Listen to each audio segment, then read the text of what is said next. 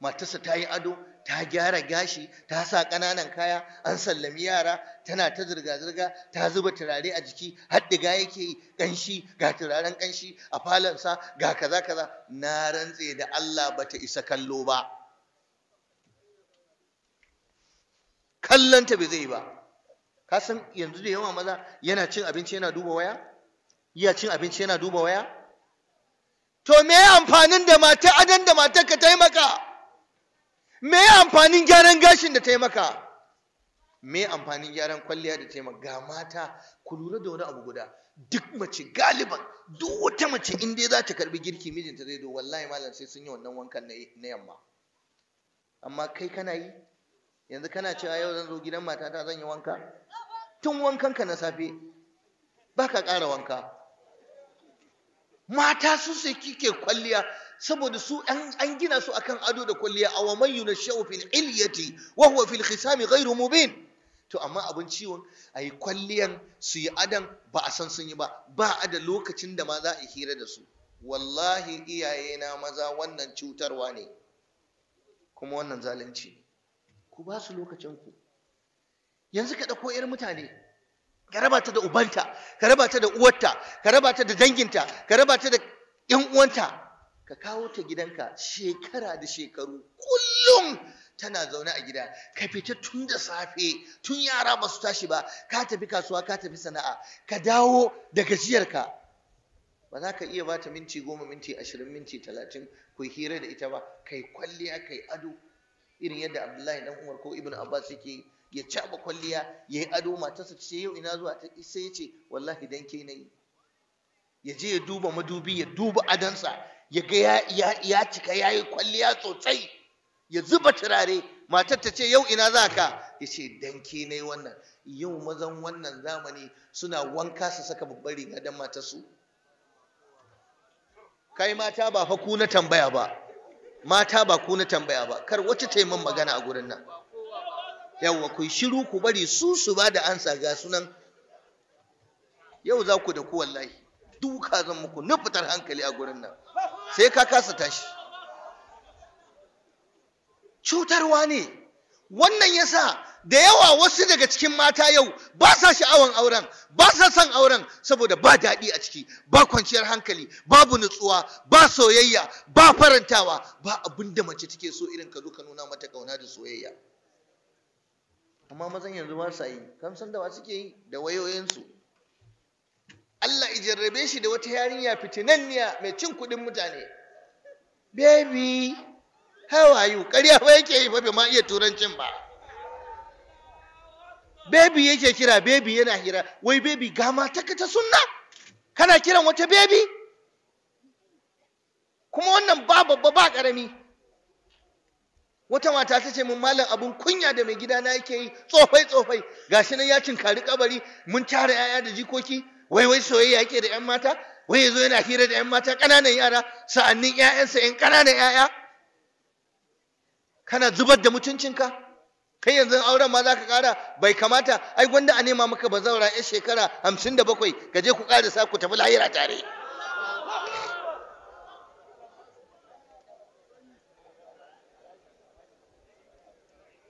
Ai tuwon girma me ake cewa?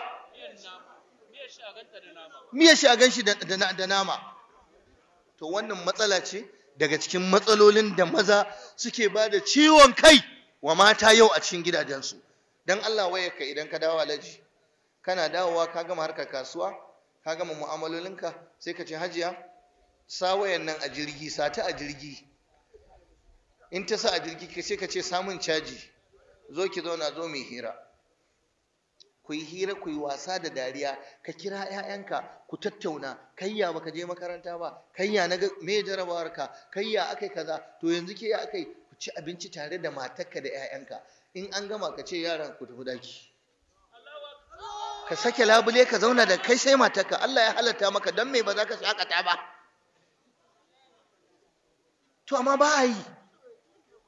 To wai sai mutum ya zo, wallahi tallahi matan wannan zamani ba su da mutunci, na kama matata tana hira da wani, na kama matata tana chatting da wani. Lafiyayya ya ji daɗi har ya suɗa kwano, kaje yana cewa akwai sauran miyan nan ne, ce ya ƙaro. dan karo mun tuwa in ya ci ya koshi bai zai ce Allah ya saka da alkhairi abincin nan yayi daɗi ba. Bari in gaya muku wani sirri, dan naga akwai matasa a gabana. Kana son ka mallake zuciyar matarka? Kana son ka mallake matarka?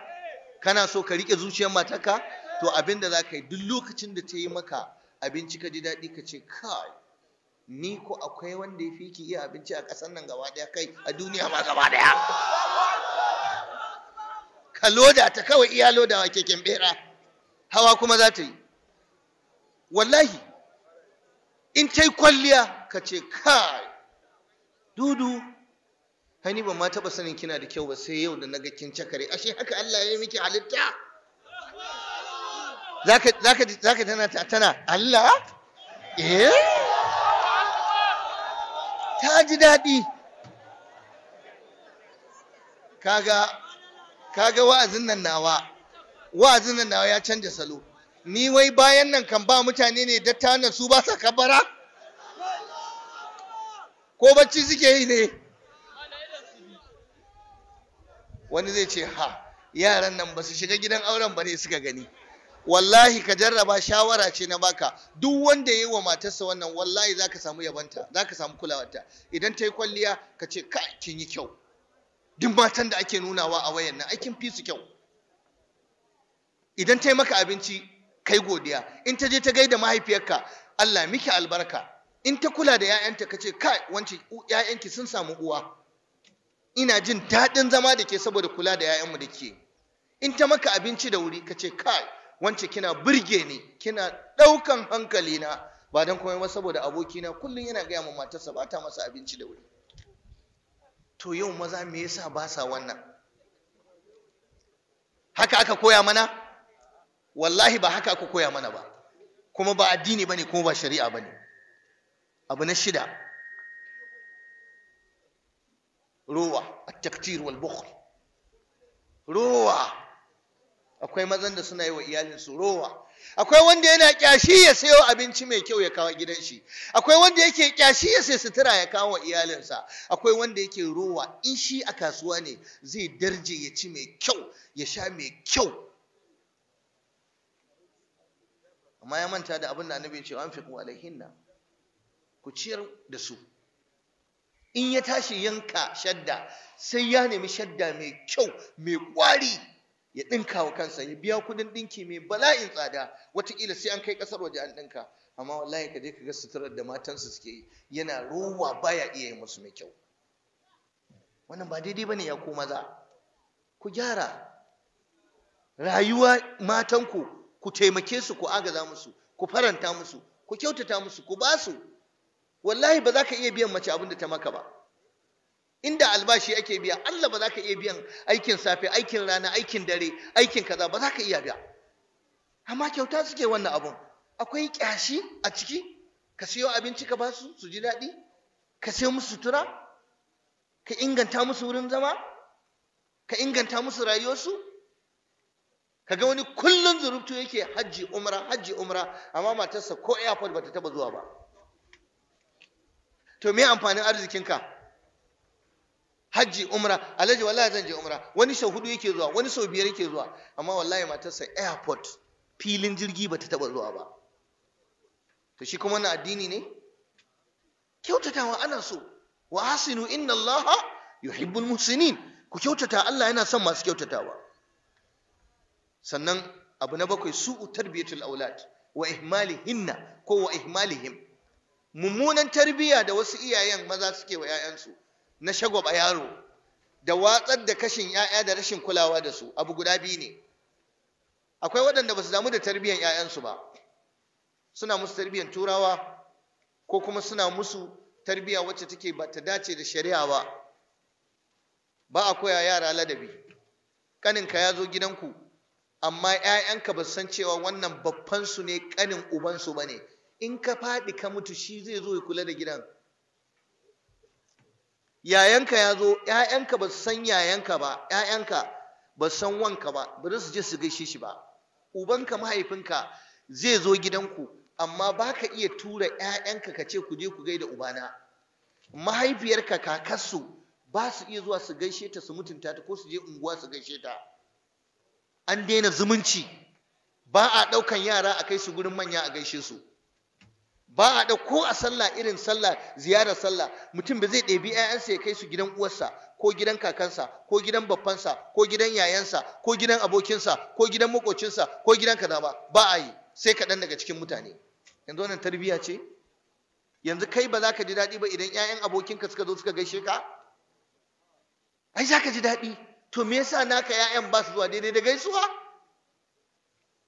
Wannan so tarbiyya.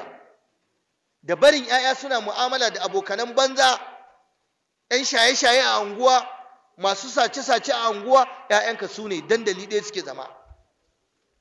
Da barwa mata tarbiyya, namiji sai ya barwa mace tarbiyya, mace ce za ta yi mai komai. Kai mai aikinka, ke ya kika kyale su ba su je masallaci ba, ke ya kika baki musu faɗa ba su je makaranta ba, kai ba abin da za ka ba da gudunmawa. Yaran da yawanci sun daina ma iyayensu mata. Kuskure ne namiji ya ɗauki tarbiyya gaba ɗaya ya bar wa mace. Na'am, akwai abin da ita ma mace za ta yi na gudunmuwarta, amma rauni ne ‘ya'yanka ya zamanto ba ka iya tsawata musu. Da kuma ko in kula da ake wa ‘ya'ya, mutum ita haihuwa kamar ‘ya'yan kaji, amma wallahi baya kula da ‘ya'yan shi. La magana makarantarsu. Ka san akwai ‘ya'yan da su suke kai kansu makaranta? In dai ubansu ya kai su ne, wallahi bai zai kai su ba. Ka san akwai uban da bai zai taba cewa ɗansa ya je masallaci ba? Ka san akwai uban da duk abin da ɗan zai ya je ya yi? Yanzu duk waɗanda suka gallabi mutane suka ishe su, suna kashe su, suna zubar da jininsu, ‘ya'yan waye ba ‘ya'yan wasu ba ne? Haifarsu aka yi.